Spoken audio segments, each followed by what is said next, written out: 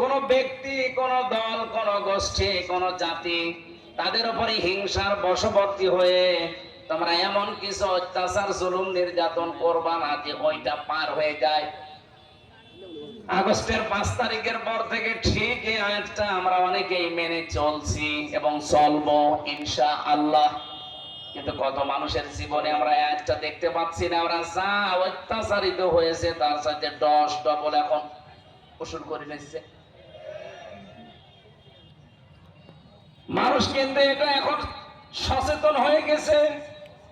নারায়ণগঞ্জের এই চাঁদাবাজিটা সারা বাংলাদেশের ওই দলের লোকদের উপর এখন ইফেক্ট ফেলেছে।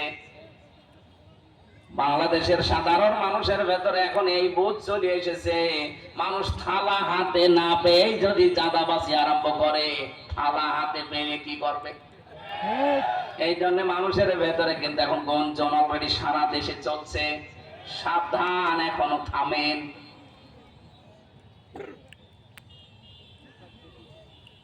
2024 সালের আগস্টের 5 তারিখের আগ পর্যন্ত একটা জরিপ পেয়েছিলাম আল জাজিরার। এদেশের 100 জনের মাত্র 15 জন মানুষ চাইতো এদেশে কোরআন কায়েম হোক।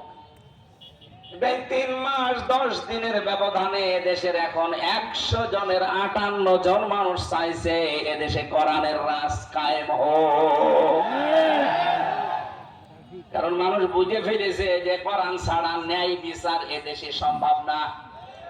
53 বছর তো আমরা দেখেছি কেউ ন্যায় বিচার কায়েমের কথা বলেও করতে পারেনি।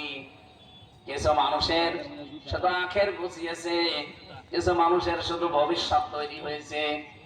কিন্তু অধিকাংশ মানুষ আমরা যারা জেনারেল মানুষ, সাধারণ মানুষ, তাদের ভাগ্য যেখানে ছিল আরো নিচে নেমে গেছে। আর আপনাদের রংপুর বিভাগ তো এমনিতে অভাবী এলাকা, এমনিতেই মঙ্গা এলাকা।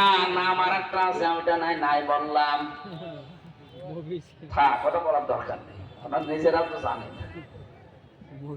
তারপরও সহজ সরল মানুষ, এই বিভাগের মানুষগুলো সহজ সরল। আজকে পাইলট আমারে বলছিল আসার সময়, দেখেন এই যে আমি আসতেছি কিন্তু সেই বগুড়া থেকে আরম্ভ করে গিয়েছিলাম দিনের বেলা নীলফামারী, ডোমারে, ওখান থেকে এখানে, আবার রাত্রে নওগাঁ।